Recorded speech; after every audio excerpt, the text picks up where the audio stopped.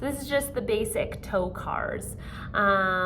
This is the basic dissociation between big toes and the 4 little toes. So essentially there's kind of 4 patterns that I tried to master first.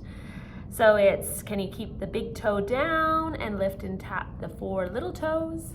Can you keep the little toe down and lift and tap the big toe?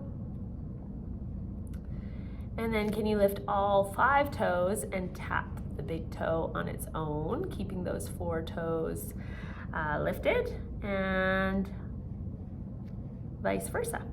So you can see I'm not perfect at this, but this is so much farther along than where I was when I started at first. I used my hands, I held my little toes down, I encouraged that big toe to lift, I tried to hold it after it lifted, I tried to keep the toes down, but I would have to like teach it and train it. And it took a bit of practice, but it didn't take as long as I thought it would based on how impossible it felt initially for my brain to speak with my toes. But use your hands, there's no rules.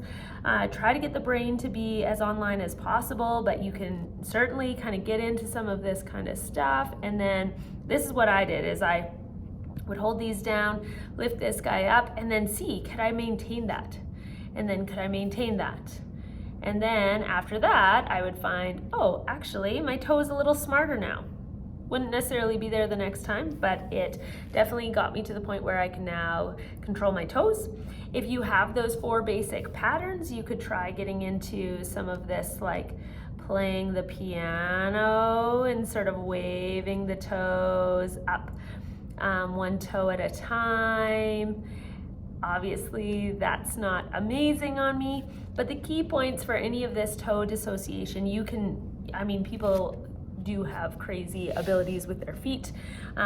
You don't necessarily have to go for infinite level of challenge, but the key points are that when you move through your toes, try to keep your foot and ankle relatively stable. So you're trying not to like lift your big toe and tilt and move up farther up the chain, because you're trying to get the big toe moving, right? So notice if you're kind of moving excessively through the foot and try to control that.